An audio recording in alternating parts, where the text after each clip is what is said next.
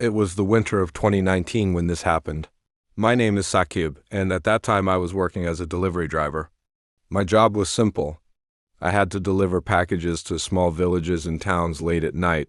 One night, I received a delivery request from a place I had never heard of before. The address simply said, House number 7, Black Hill Road.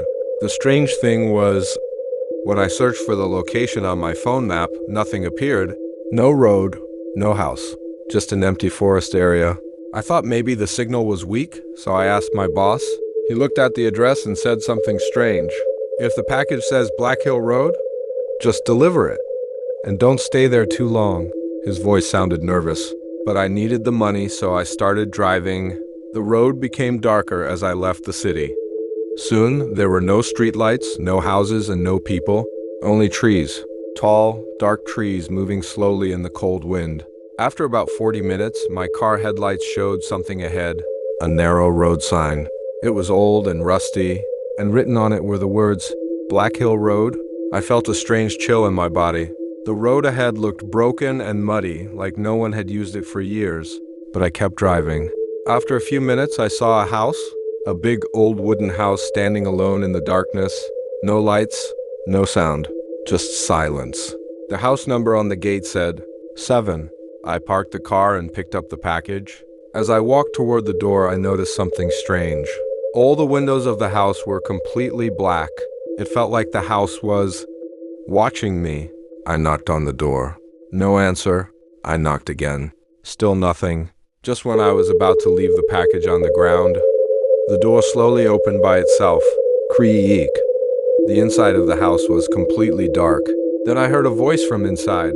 A very quiet voice. Come in. I've been waiting. My heart started beating fast. I stepped inside the house. The door suddenly slammed shut behind me. Bang! I quickly turned around and tried to open it again, but the door wouldn't move. It was locked from the outside.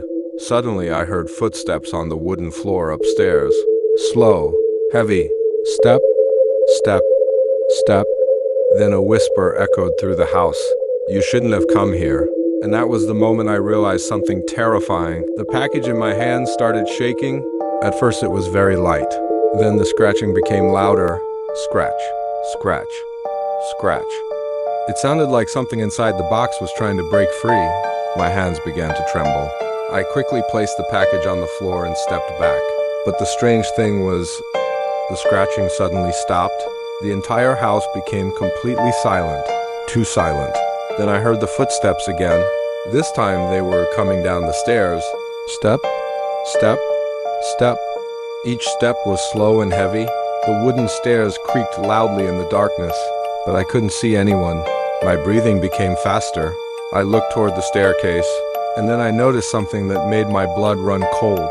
The stairs were moving slightly, like someone invisible was walking down them, but there was no body, only the sound of footsteps. Then the whisper returned, very close to my ear. Did you bring it for me? I froze. I slowly turned my head, but no one was there. The box on the floor suddenly opened by itself. The cardboard slowly lifted up.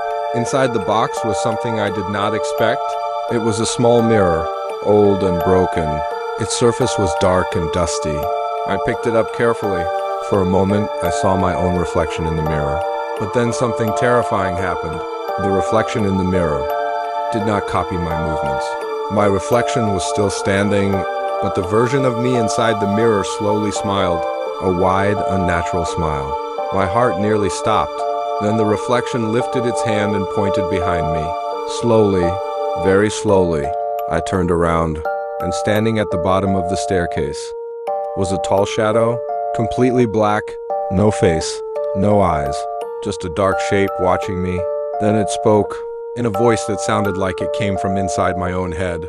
You brought the door. Before I could understand what it meant, the mirror in my hand suddenly cracked, and the shadow began moving toward me. Step, step, step. And that was when I realized the most terrifying truth.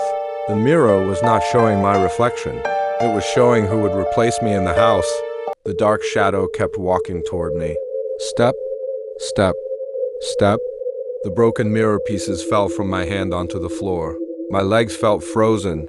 I couldn't move. The shadow stopped just a few feet away from me. Even though it had no face, I could feel it staring at me. Then it slowly raised its arm and pointed toward the staircase. The whisper returned again. You opened the door. Now you must stay. Suddenly, the lights in the house flickered. For a moment, the entire hallway became bright.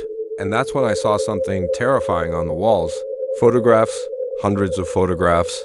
Every photo showed different people standing in this same house. Some looked scared, some were screaming, and some were just staring at the camera with empty eyes. Below each photo was a date. The oldest one was from 1973. The newest one was taken that same night. My heart started pounding because the newest photograph was me, standing inside the house, holding the mirror. I turned toward the door and ran as fast as I could. I pulled the handle again and again, but the door wouldn't open. Behind me, I heard the shadow moving again. Step, step, step. Then the whisper said something that made my blood turn cold. You are the new watcher. Suddenly, everything went dark. The house became silent again. Days later, people say a delivery driver disappeared on Black Hill Road. His car was found near an old abandoned house, but the police never found him. And if you ever pass by that house late at night, you might see someone standing at the window, watching the road, waiting for the next person who knocks on the door